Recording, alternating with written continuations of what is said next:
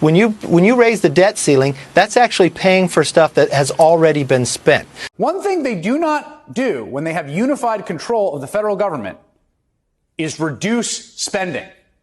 Again, this is just a historical fact.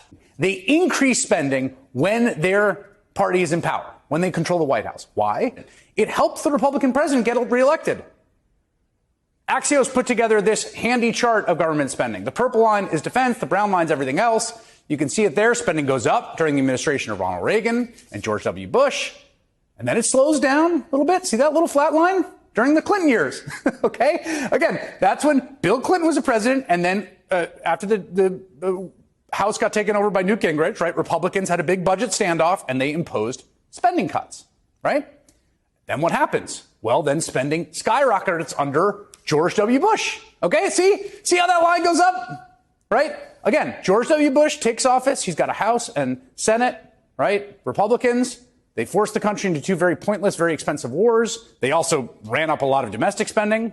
And then what happens after that? Oh, look, it drops again. Pretty dramatically under the Democratic president. And see the dip around 2011 there? That's the last time that Republicans were in opposition and held the House and held the debt ceiling hostage. The exact same playbook as right now.